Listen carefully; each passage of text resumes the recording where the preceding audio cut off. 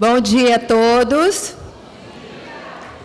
Em nome da equipe de Curitiba, dos que vieram e dos que não puderam vir, eu recebi essa honra e essa alegria de apresentar o próximo expositor. E queria aproveitar, então, para agradecer e parabenizar a equipe de Natal, que nos acolhe com tanto carinho, nos paparicou um monte, que nós já não queremos nem ir embora mais, está maravilhoso aqui. Então, eu quero convidar Gilson, o senhor Gilson Silvestre da Silva, pernambucano, natural de Timbaíba, casado, advogado, magnetizador espírita do Leão, Lar Espírita Alvorada Nova, integrante da Comissão dos Magnetizadores de Pernambuco e diretor-presidente e magnetizador da Fraternidade Espírita Cristina Menezes de Albuquerque, lá de Recife, Pernambuco, que vai nos fazer a exposição do 11º tema, um caso de sequela neuromotora de encefalite viral. Por favor. Bom dia a todos. Primeiramente, eu gostaria de fazer uma pequena retificação. Sou natural de Timbaúba, a grandiosa princesa do Agreste de Pernambuco, né? Saiu a grafia errada. É uma grande alegria para nós estarmos nesse 9º M, e uma surpresa também, né?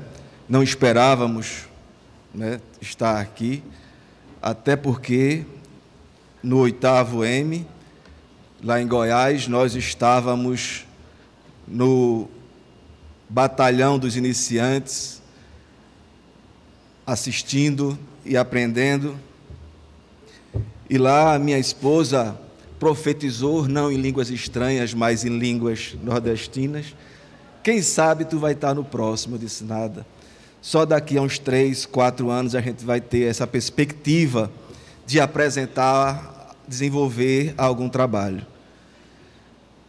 Mas, como disse o nosso querido Ivan, a vontade é tudo do magnetismo. E a nossa vontade de aprender, a nossa vontade é muito grande, nós somos eternos aprendizes. Quando nós fizemos aqui o curso com Jacó, em 2015, era a realização de um sonho. Eu sou espírita já, depois de 25 anos eu já deixei de contar. Mas eu sempre questionava essa função secundária que o passe tinha na casa espírita. Eu sempre questionava por que o passe. A gente lia a codificação e via a força que tinha a transfusão de energia. E eu comentava lá com os meus amigos: rapaz, a gente tem que fazer alguma coisa, a gente tem que fazer um trabalho de passe, a gente tem que estudar mais o passe.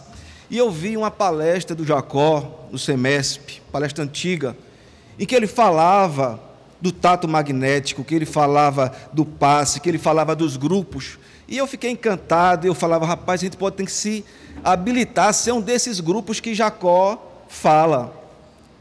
Mas as coisas são muito difíceis, a gente pensa, mas as informações dentro do movimento espírita ainda são muito trucadas, não é? Então, apesar de já fazer mais de 15, 20 anos, a gente não tinha ainda essa visão do magnetismo, não tem uma corrente de informação. E quando eu assumi a casa, acho que uns 8 anos, eu disse: rapaz, a gente vai mudar essas coisas. Então, o passe ele tem que fazer um trabalho diferente do passe. Foi quando o nosso amigo André, que está aqui conosco, disse: rapaz, isso vai ter um seminário sobre o passe. Eu disse: é mesmo, que legal. Só, é lá em Parnabirinha. Eu disse: ótimo. Eu disse: é com Jacó. Eu disse: com Jacó, isso é passe magnético. Eu disse: estou nessa, né? Então eu vim, eu e minha esposa, fizemos o curso, nos encantamos. E quando terminou, o Jacó não deve lembrar, eu disse: rapaz, agora o espiritismo ele se completou para mim, né? Se completou. E nós somos de Recife, a gente vem sempre nas segundas-feiras para cá, e é onde possibilita essa nossa estada aqui hoje. Porque mesmo com boa vontade, mesmo com a instrução, se eu não tivesse nessa casa que tão amorosamente nos acolheu e acolhe a todos que aqui vêm, eu não teria condições de estar aqui. A gente faz na segunda-feira um trabalho com os idosos, onde a gente bebe ali da fonte, ali na origem, com os magnetizadores antigos, que de forma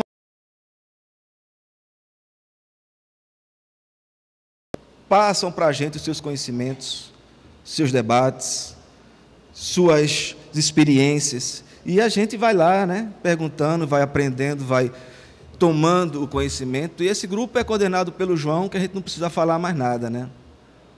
Então, a gente sempre faz o estudo antes, a gente faz estudo do passe, a gente faz o estudo de casos, a gente estuda a anatomia.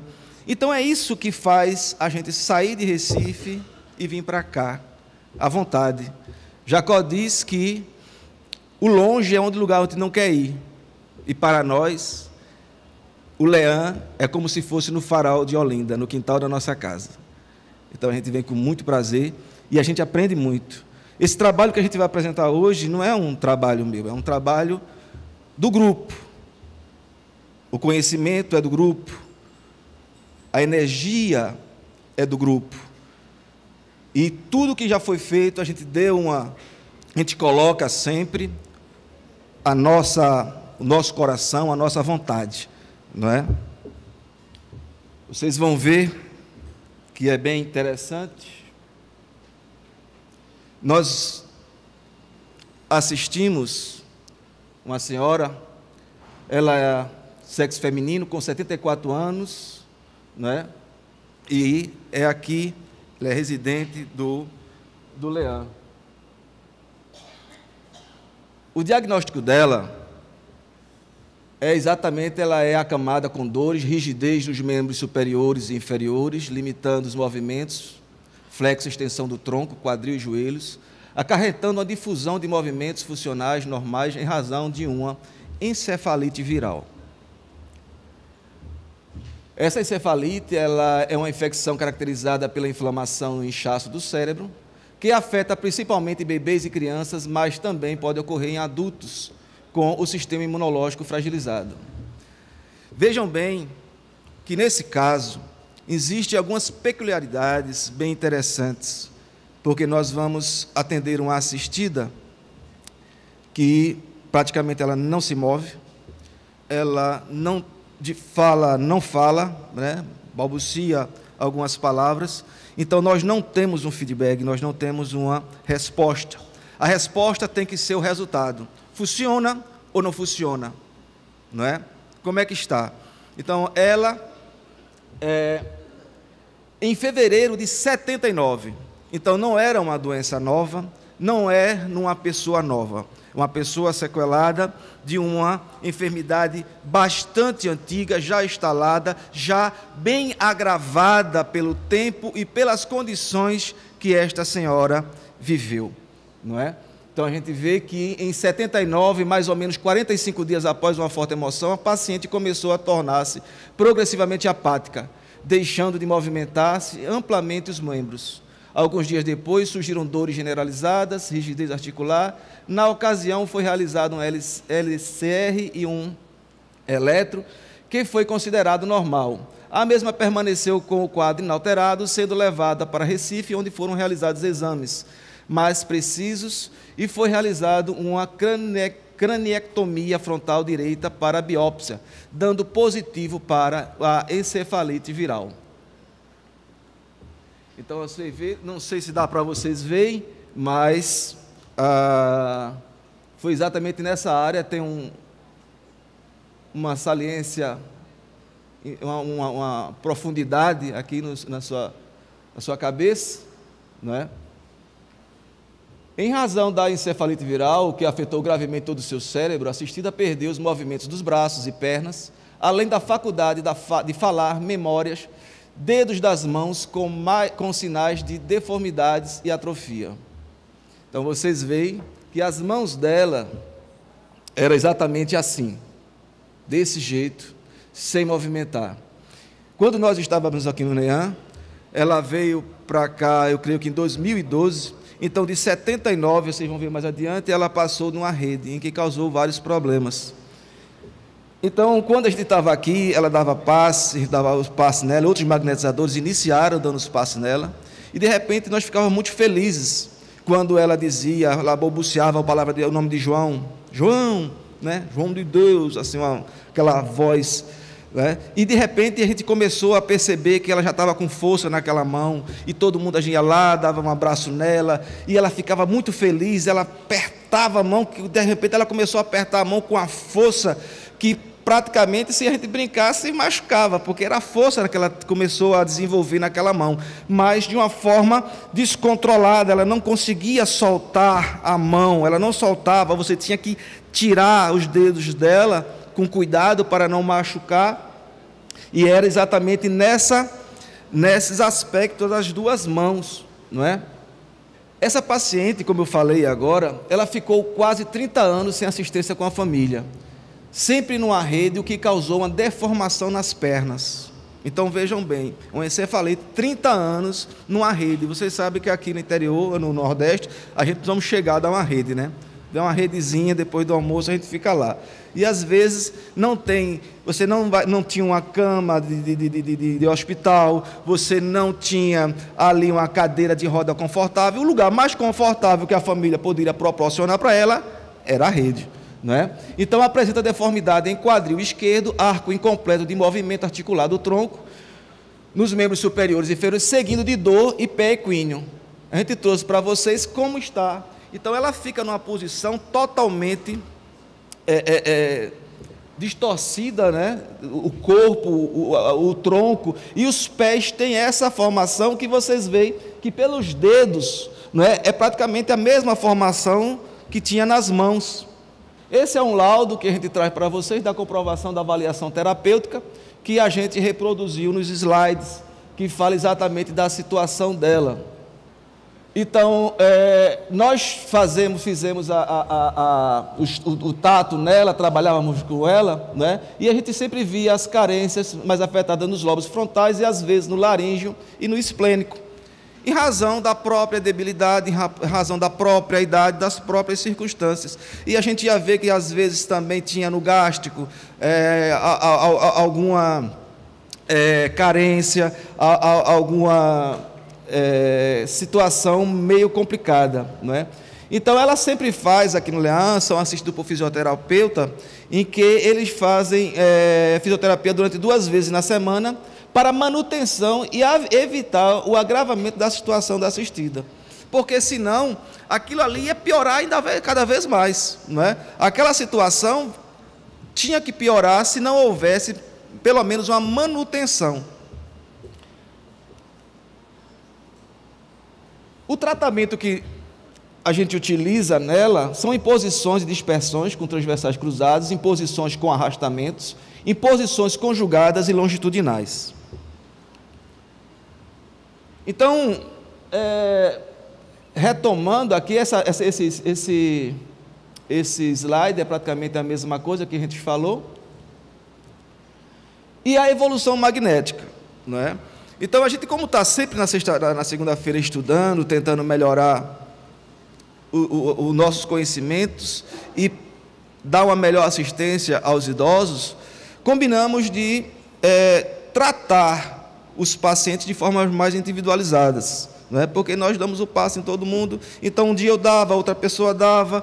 Então vamos fazer o seguinte, vamos dividir por doenças, por enfermidades, e vamos ver o acompanhamento melhor desses pacientes, não é? Então foi quando foi feito as divisões, não é?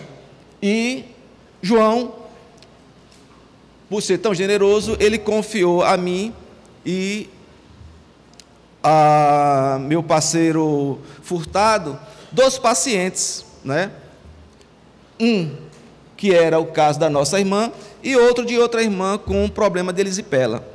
E nós começamos a cuidar deles, não é? Então, aquele passe que era um passe de manutenção igual à fisioterapia, passou um passe de buscar solução, de buscar resultado.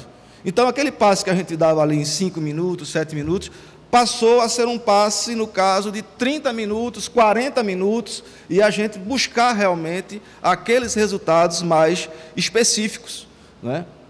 Então, nós começamos a tratar ela em meados de agosto, né, por designação do João, e com a orientação de fazer a estimulação cerebral do magnetismo, pelo magnetismo. Então, vocês veem que a ideia inicial é uma ideia que já vinha sendo feita e é a ideia do João, né? A gente seguiu as suas orientações, né? E como eu tenho muitos defeitos, mas uma das virtudes que eu tenho disciplina e obediência. Então, João disse, estimula o cérebro, então eu vou estimular o cérebro, né? E a gente começou a fazer essa estimulação, a gente começou a trabalhar isso aí, e a gente começou a fazer e começou a perceber melhoras. Essas anotações que a gente começou a fazer foi exatamente a gente fazer a mesma coisa que se faz aqui na quarta-feira. A gente começou a fazer tudo o que a gente fazia, a gente botava ali no papel. E começamos também a perceber as melhoras, né, que ela tinha, que anteriormente, ou seja, antes de agosto, assistida já vinha sendo assistida, né? Quando iniciei, ela já levantava o braço direito, demonstrava força na mão direita e já fazia também movimentos com dificuldade no braço esquerdo. Então, a proposta inicial, que outras partes do cérebro assumissem as funções da parte mais afetada, os lobos frontais. Analogicamente, é notório da medicina que nos casos da retirada da parte do cérebro das crianças de até 3 anos de idade, as funções são absorvidas pelas áreas restantes. Assim foi usado o poder do magnetismo para restaurar parte das funções perdidas. Então é aquela tal coisa que a gente sabe, eu estava até conversando com os nossos irmãos aqui, essa possibilidade, não é? É como a gente apresentar o trabalho hoje, fica até mais fácil, porque eu estava pensando, esse meu trabalho, essa atividade que a gente está mostrando, é como se fossem os fundamentos, porque a parte inicial desse trabalho foi apresentada pelo Ivan, a força da vontade, a força de você fazer melhor, não é? Porque o João, ele disse, olha, vá lá e estimula o cérebro. Mas eu não quero como é que João tem, ele vai dizer o cérebro, eu vou botar a mão, eu vou estimular, mas o sentimento, a vontade, o desejo é meu. Eu tenho que buscar isso. Eu tenho que ter essa vontade, eu tenho que me conectar através com ela pela relação e estimular aquilo, né? Estava conversando com o Thomas ontem, e a gente falando, ele falando, né, que eu não perco a oportunidade de falar com quem sabe, e ele dizendo da necessidade, ele disse, olha, a célula-tronco, ela pode ficar ali, parada, mas ela não morreu, ela não perdeu a atribuição dela. Então, se você estimula, ela volta a funcionar, ela volta a recriar órgãos, ela volta, quando ela é estimulada, ela volta a fazer as conexões. Então, a gente começa a fazer mais uma conexão, o trabalho que a nossa querida Andréa mostrou, de fazer as conexões dos neurônios, ali é exatamente isso, a gente tinha que fazer isso. E é isso que o João fala, não é? É isso que o João nos passa das suas experiências, da sua visão, do que ele faz, e você começa a perceber que isso pode, e é uma verdade, e você faz também, não é? É necessário que você tenha essa percepção de que o magnetismo, ele é consequência do fluido cósmico universal, que está ligado com todas as coisas da natureza. O nosso corpo faz parte da natureza. Ionara falou, é aquela questão do micro e do macro. Então nós podemos fazer essa religação, fazer essa estimulação, fazer que a coisa volte a funcionar. E apesar da debilidade, apesar das dores, da fragilidade da nossa paciente, ela nos estimula de uma forma espetacular. A gente diz, olha, vamos fazer nosso passe para funcionar essa mão. Ela faz, vai funcionar. Vai funcionar. Ela fala do jeito dela, a gente sabe que ela está dizendo que vai funcionar. E a cada momento, cada progresso, ela passa para a gente essa vontade de avançar ainda mais. Não é? Em cada tratamento após o tato, A constatação da situação do momento é realizada a harmonização e equilíbrio das carências, congestões e outras desarmonias. Então, antes de fazer o tratamento propriamente dito, nós, como é de lei, fazermos a harmonização da nossa irmã.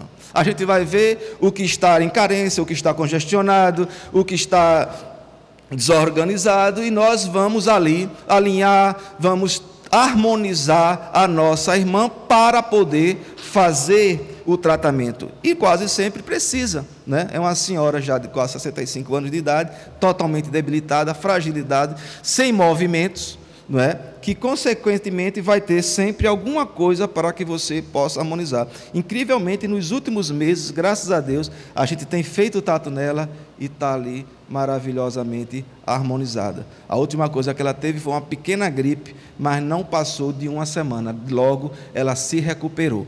Uma questão bem interessante nesse caso, né, que não está aqui, é porque todos nós tínhamos conhecimento de que a paciente tinha sofrido uma lobotomia e tratávamos ela como se ela tivesse tido retirado os lobos frontais.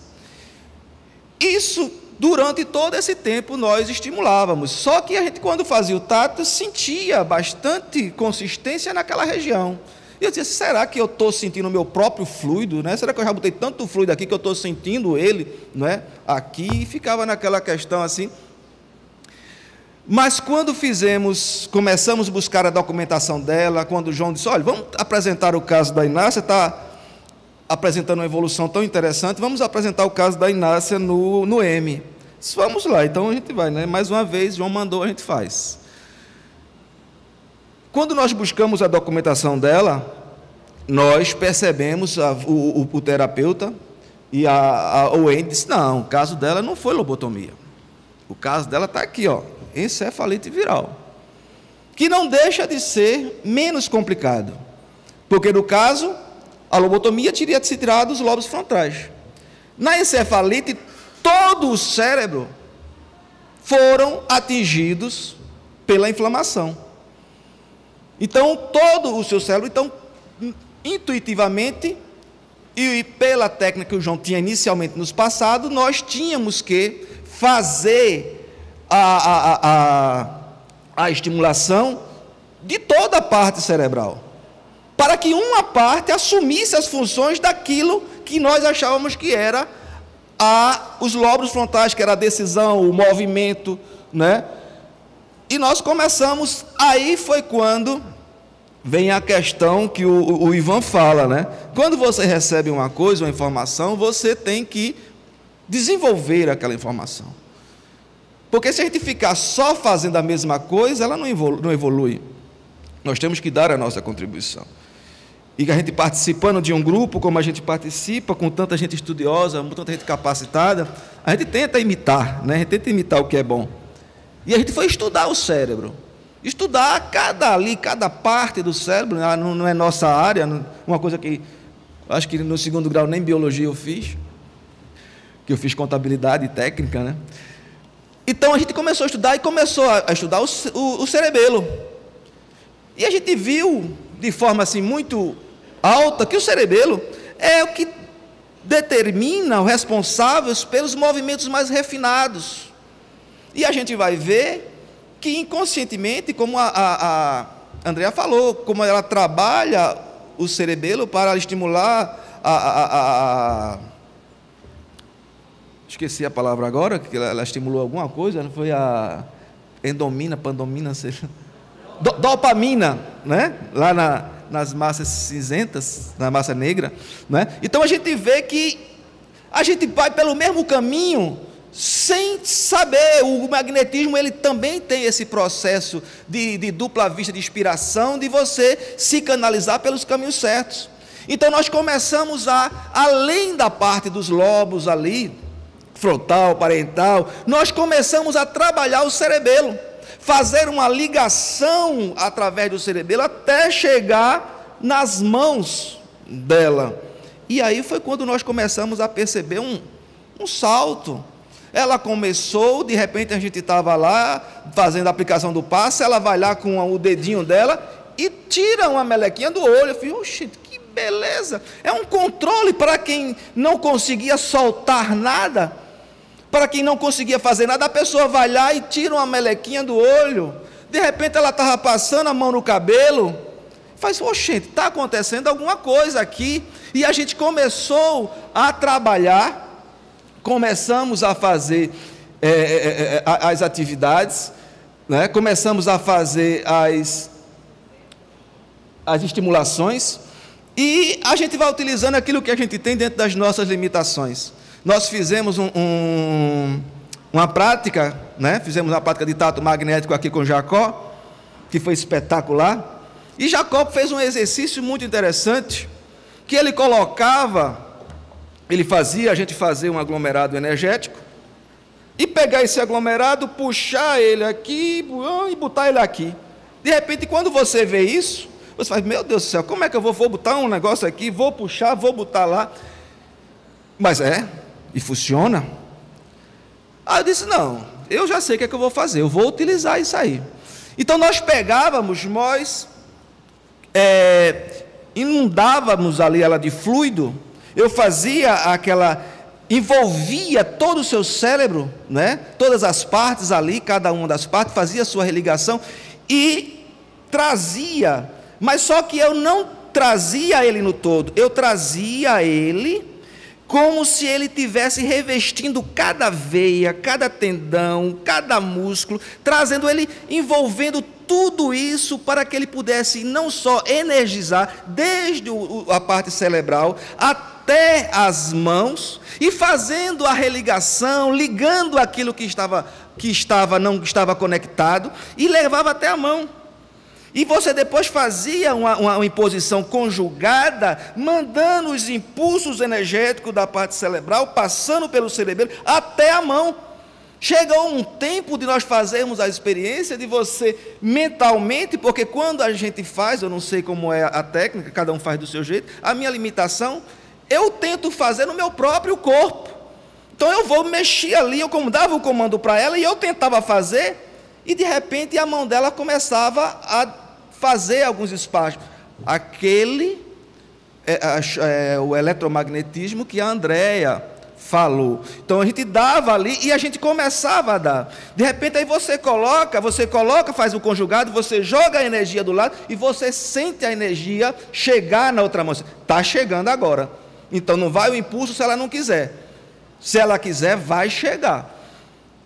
Então a gente faz essas imposições, arrasta, depois com longitudinal a gente refina toda aquela energia que nós colocamos ali, de forma a não deixar congestão, através de longitudinais, e a gente começa realmente a trabalhar do jeito que a gente está fazendo.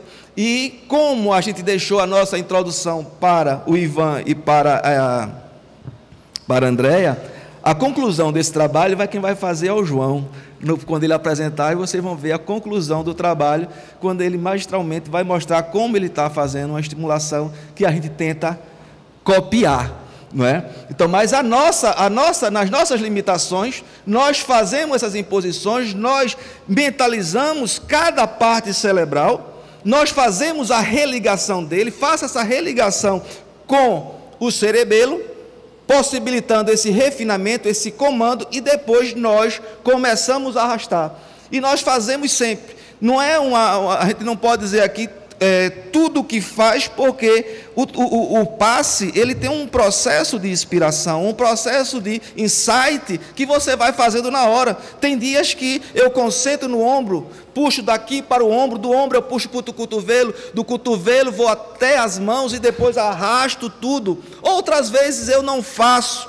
Então, o que mais importa é a lógica do tratamento. É a lógica da imposição da vontade. Quando a gente entra em contato, quando a gente faz a relação com o paciente, é a mesma coisa que um processo de semitranse, é uma semi-incorporação, onde a nossa aura se comunica, se introjeta através do paciente, e a gente consegue impor a nossa vontade aquilo que não está funcionando, aquilo que está precisando do empurrão. É como um carro que precisa só de um empurrãozinho para pegar, e esse empurrão é a nossa vontade, é nosso desejo daquilo funcionar, é o nosso desejo que aqueles neurônios voltem a se conectar. A gente começa e a gente vê os resultados, não é? Após alguns passes, mais uns 4 passes, já no mês de dezembro, a assistida começou a demonstrar direcionamento nos braços e pronunciar algumas palavras com melhor articulação, e em seguida já demonstrando o comando de força na mão direita. Então, de repente, ela pegava a nossa mão com muita força, e eu dizia assim, solte minha mão para a gente continuar o passe. E ela soltava. Às vezes a gente estava dando o passe, ela queria já pegar a mão, ela já direcionava, ela já queria pegar na nossa mão, não é?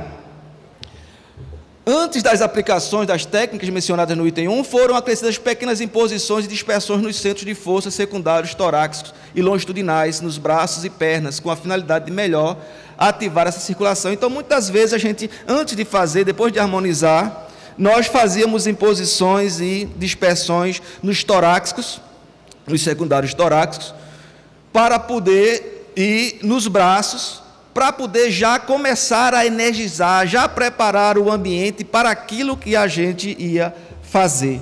Começou a fazer o trabalho com o cerebelo, e já no mês de janeiro, a mão direita da assistida perdeu o aspecto de deformidade e atrofia. Já executando movimentos com a mão direita, levando até a cabeça, erguendo com alguma dificuldade o braço esquerdo, pronunciando várias palavras e com demonstração de pouca memória, já conseguindo levar um copinho plástico até a boca, mas sem o controle da mão e destruí-lo com a força. Ela pegava e pá, dava o copinho, ela era pá. Tanto é que a gente dava o copinho com água e com o copinho sem água, dizia, agora você toma sozinha. Ela levava e pá, quebrava o copinho, mas as mãos já não tinham mais aquela deformidade, pelo menos a mão direita. E aí vocês já veem a mão dela já com aspecto de normalidade. Você já vê que é um aspecto da mão. Você já vê ela está aí, ó, coçando a cabeça, né? Vocês veem que é uma senhora já de bastante idade, uma debilidade. A gente não tem a possibilidade, ou ela está deitada ou está sentada. Você tem que trabalhar tudo pela frente. Algumas limitações impõem o tratamento. Então a gente vai ver aqui, ela antes, com o decorrer do tratamento, já no mês de abril de 2006, a assistida apresentou sensível melhora de controle e coordenação motora. Mas a gente vai mostrar aqui que ela não consegue ainda segurar o copinho e beber a água, né? Vejam aí agora, ela vai pegar o copinho e ela vai estourar o copinho.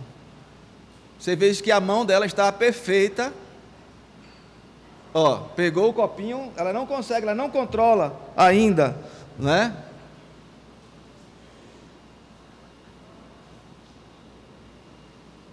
Não tem jeito, ela não consegue. Aí a gente vê agora como ela já está. Vocês veem, a gente coloca o copinho dela na mão dela e veja a categoria. Olha só.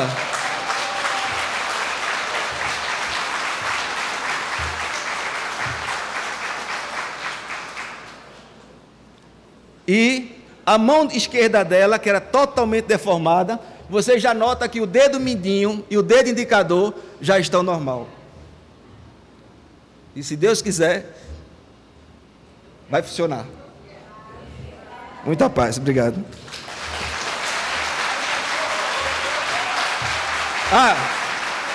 Tem o último aqui.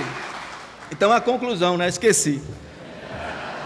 Então, até a presente data, em razão do tratamento magnético contínuo, percebemos que pelo tato, um maior equilíbrio energético e orgânico, a assistida já pronuncia muitas palavras bem articuladas, ela reza o Pai Nosso todinho, e se brincar, ela ainda quer rezar Ave Maria.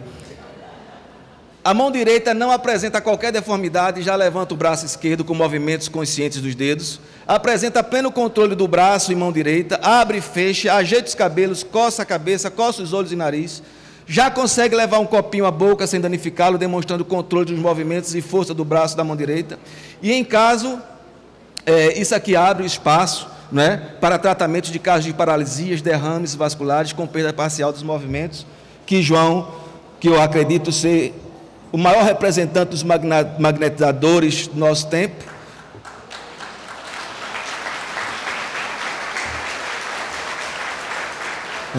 Porque se o magnetismo pode tudo, João é o instrumento que tem a capacidade, a vontade e a iniciativa de fazer com que ele realize todo o seu potencial. Muita paz.